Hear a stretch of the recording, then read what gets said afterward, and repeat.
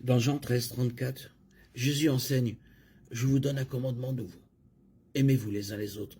Comme je vous ai aimé, vous aussi, aimez-vous les uns les autres. » Puis il ajoute, « À ceci, tous reconnaîtront que vous êtes mes disciples, si vous vous aimez les uns les autres. » Comment le faisons-nous? Que signifie s'aimer les uns les autres?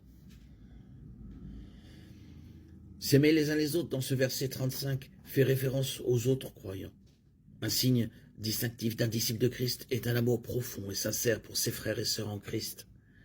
L'apôtre Jean nous rappelle ce fait ailleurs. Il nous a donné ce commandement, celui qui aime Dieu doit aussi aimer son frère, 1 Jean 4, 21. L'Église primitive a démontré le type d'amour dont Jésus parlait.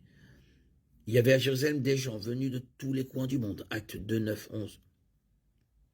Ceux qui étaient sauvés se sont rassemblés et ont immédiatement commencé à répondre aux besoins des autres. Tous les croyants étaient ensemble et avaient tout en commun. Ils vendaient leurs propriétés et leurs biens pour les donner à tous ceux qui en avaient besoin. Acte 2, 44, 45. C'était de l'amour en action et vous pouvez être sûr qu'il a fait impression sur les habitants de cette ville. Les déclarations de Jésus dans Jean 13, 34, 35 soulèvent quelques autres questions auxquelles il peut être bon de répondre. Tout d'abord, comment Jésus aime-t-il?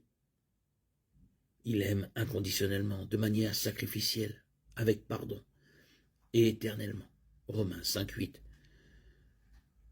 2 Corinthiens 5, 21, Éphésiens 4, 32. Romains 8, 38, 39.